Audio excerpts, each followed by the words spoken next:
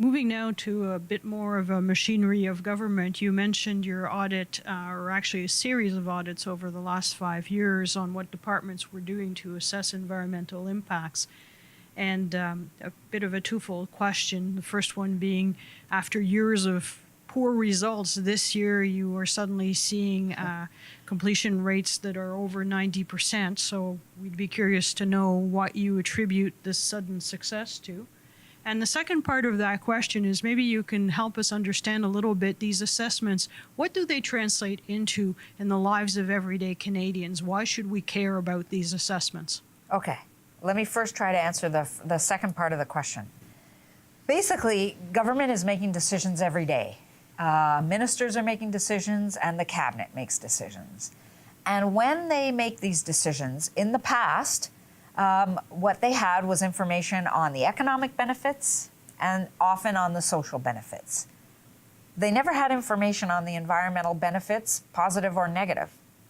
So they were making decisions using information about the economic and social implications, often called a socioeconomic risk analysis or a socioeconomic analysis, but they didn't have the socioeconomic enviro analysis. They didn't have the information about the environmental impacts. So they were, in a way, making decisions almost blindly because they weren't thinking about the environmental considerations of their decisions. So any decision that the government of Canada makes, they had set their own cabinet directive that said any big decision made by a minister or by cabinet was supposed to have information about environmental considerations, both positive and negative impacts. And this directive's been around since 1990. So since 1990, somebody in the government has said you should have all three sets of data before you make a decision. And that impacts our lives in many, many different ways. In terms of the results, I like to think it's because of our auditing that things have gotten better. I don't really know why. In the past, the results were around 43% was the highest we had ever seen. Any results in terms of the percentage of proposals that had gone through an environmental assessment. And now we're over 90, which is great news. There's still about 7% left that haven't had their proposal go through environmental impact assessment of the plan, project, or policy. But that's the next challenge. But going from 43 to 93 is a big deal. And really, you just have to think about really any decision that government makes. You need to scan it for whether or not there will be any environmental impacts. And if so, then you need to actually provide that information to the decision maker. And the results of our audit mean that that information is now getting to the decision makers. Thank you. You mentioned in that answer the importance of balancing the economic, the environmental, the social.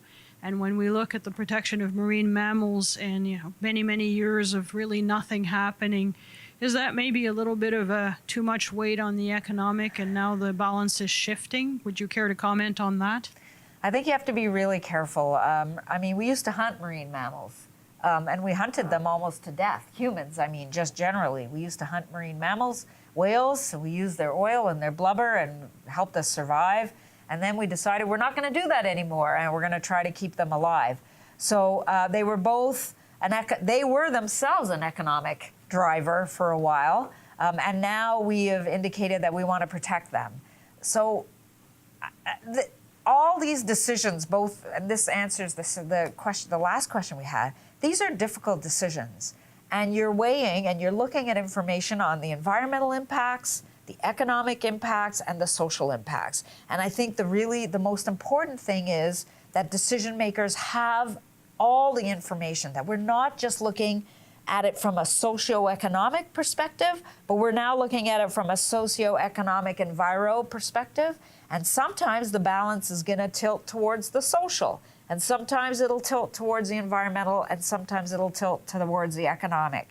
The trick is to integrate that information so that we make the best decisions possible for both humans on the planet and the rest of biodiversity on the planet. You mentioned that measures to protect marine mammals have been taken recently, and many of them very quickly in a reactive fashion. Do you think things are moving in the right direction now? Is this enough, or does there need to be more?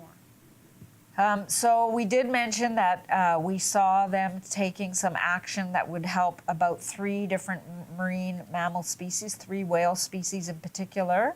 There are 40 marine mammals in Canada. There are 14 that are on the endangered species list.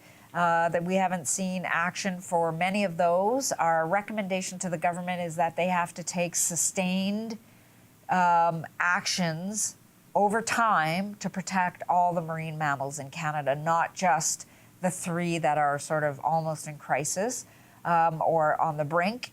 We need to be protecting all of them, and we need to see measures to protect all of them.